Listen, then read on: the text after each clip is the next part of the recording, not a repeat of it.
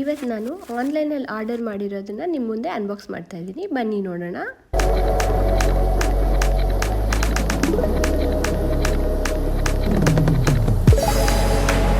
Hey, welcome back to my channel. ನಾನು ಇದನ್ನು ಅಮೆಝಾನಲ್ಲಿ order ಮಾಡಿದ್ದೆ.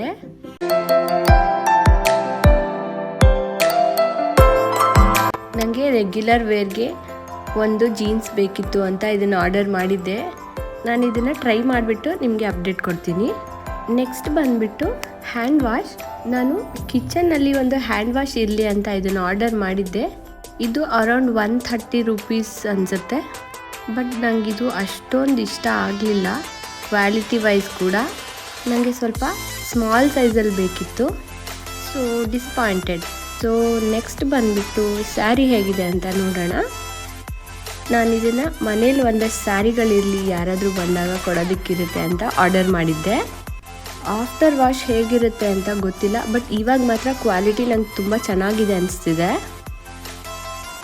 ನೆಕ್ಸ್ಟ್ ಇವಾಗ ನಾನು ಅನ್ಬಾಕ್ಸ್ ಮಾಡ್ತಾ ಇರೋದು ಸ್ಟೋರೇಜ್ ಕಂಟೈನರ್ಸ್ನ. ನಾನು ಇದನ್ನು ಕೂಡ ಅಮೆಝಾನಲ್ಲಿ ಆರ್ಡರ್ ಮಾಡಿದ್ದು.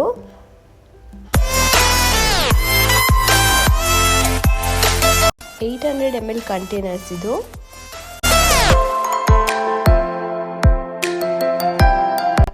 ಏರ್ ಟೈಟ್ ಕಂಟೈನರ್ಸ್ ಅಂತಾನೆ ಹೇಳ್ಬೋದು.